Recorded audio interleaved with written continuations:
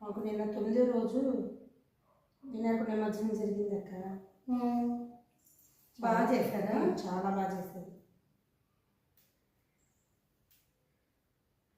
అసలు బాగా డాన్సులు, ఒక్కొక్కళ్ళైతే గులాబీ కొట్టుకుంటాం, పరిగెత్తడం, అంత మంచి సందడిగా మేమంతా మా అపార్ట్మెంట్లో.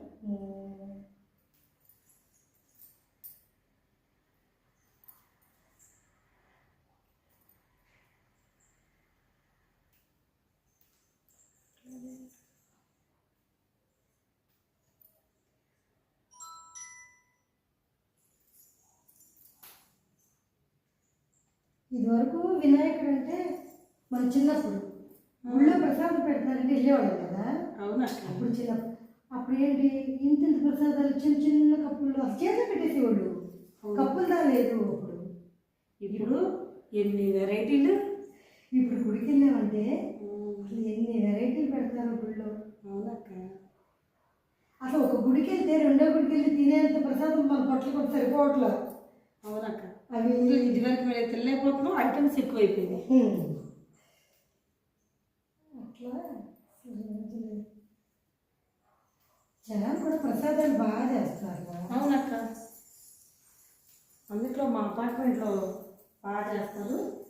రేపు దసరా కూడా అమ్మవారిని నిలబెడతారక్క, చాలా బాగా చేస్తారు.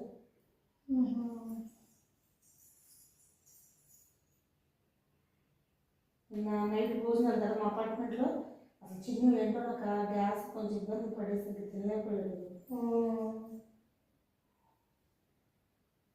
అవును, గ్యాస్ బాగా ఫామ్ అయిపోయింది అనుకో, అది తినలేరు.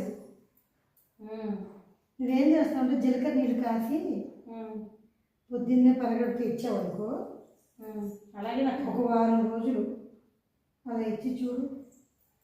అలాగే నాకు కొంచెం బాగా మనకి ఇచ్చేదినా. కొద్దిసేపు నానబెడితే బాగా నీకు ఇది వస్తుంది. కాసినా తొందరగా మనకి రసం అంతా బాగా దిగిద్ది జీలకర్రలోది. ఓకే అక్క, ఈసారి అలా ఇచ్చి చూస్తాను.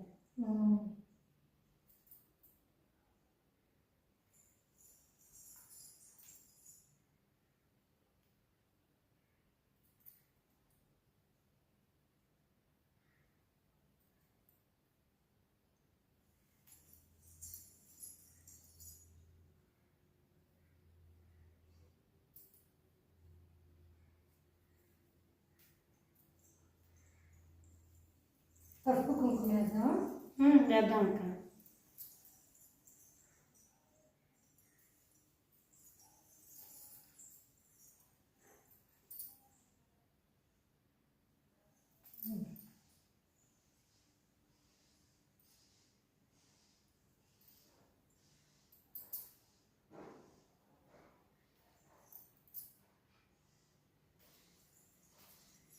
నేనంటాలే బేస్కి.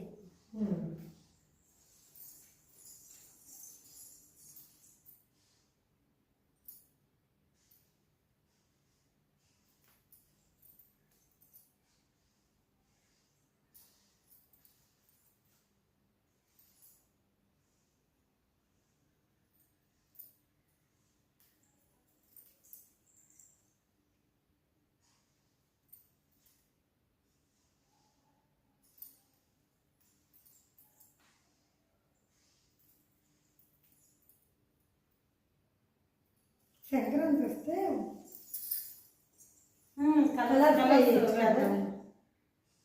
అయినా తీసుకొద్దాం అనుకున్నాను అక్క. అప్పుడు రోజు వేద్దాం కలర్స్.